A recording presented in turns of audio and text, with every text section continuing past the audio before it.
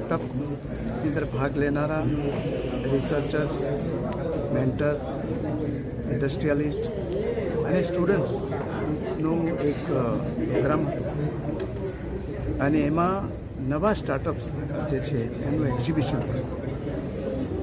વડાપ્રધાન શ્રી તરીકે નરેન્દ્રભાઈ નહોતા ત્યારે માત્ર 500 જેટલા સ્ટાર્ટઅપ ઇન્ડિયાની અંદર હતા અને પહેલાં કોઈએ નામ પણ નહોતું સાંભળ્યું, પરંતુ આજે આપણે 2 લાખ કરતાં વધારે સ્ટાર્ટઅપ સાથે દુનિયામાં 3જા નંબરે છે. એટલું જ નહીં, પણ જે યુનિકોર્ન સ્ટાર્ટઅપ કહેવાય, જેમાં $1 બિલિયન કરતાં વધારે ઇન્વેસ્ટમેન્ટ હોય, એવા 100 કરતાં વધારે સ્ટાર્ટઅપ અહીંયા આવ્યા છે. અને સ્ટાર્ટઅપની ઇકોસિસ્ટમ છે આખા દેશમાં જબરજસ્ત રીતે બની રહી છે.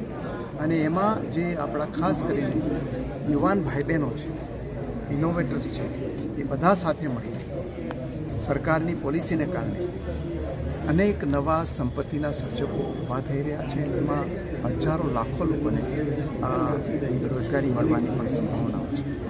ગુજરાત પણ સ્ટાર્ટઅપ માટે ખૂબ આગળ વધી રહ્યું છે અને અહીંયા પણ સ્ટાર્ટઅપની અંદર આપણે ઇકોસિસ્ટમ જે પ્રમાણે બની ચૂકી છે એ પ્રમાણે સ્પેસ ટેકનોલોજીની અંદર, ઇલેક્ટ્રોનિક્સ ટેકનોલોજીની અંદર, એઆઈની અંદર, સેમિકન્ડક્ટર અને બાયો ટેકનોલોજી ક્ષેત્રની અંદર નવા સ્ટાર્ટઅપ આગળ આવી રહ્યા છે.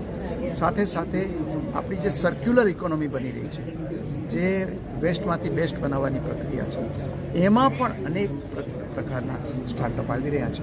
ત્યારે દેશ છે એ આવનારા વર્ષોની અંદર સ્ટાર્ટઅપનો હબ બની જાય વિશ્વની અંદર, એ પ્રકારની ક્ષમતા અને સંભાવનાઓને આપણે વિકાસ કરી રહ્યા છીએ.